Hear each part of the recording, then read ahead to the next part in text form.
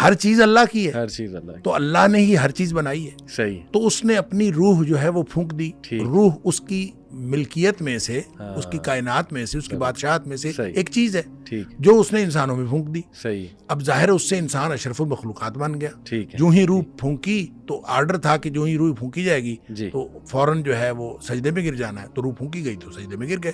اب مسئلہ یہ ہے کہ اس میں ہم خواہ نقطہ افرینی کرتے ہیں، ایسا کوئی اعتراض والی بات نہیں. اللہ کی کائنات ہے، اللہ کی روح ہے، اللہ نے وہ انسان میں پھونک دی، اور وہ ایک ایکسٹرنل، ایک خارجی عنصر ہے جو انسان کے اندر آ گیا.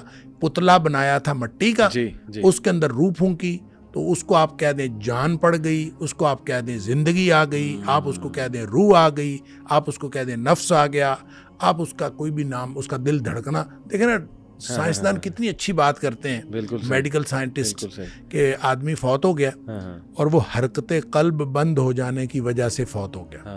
اب کتنی آپ اندازہ کریں کتنی لاجیکل وجہ جو بتاتے ہیں ہمیں.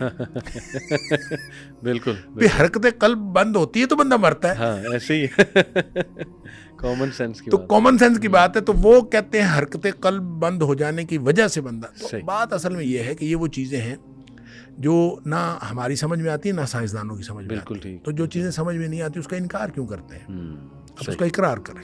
کیوں؟ جب ہمارے لیے تو اللہ کا شکر ہے، ہم اللہ کا شکر کریں کہ ہم وابستہ ہیں وحی الہی سے. صحیح.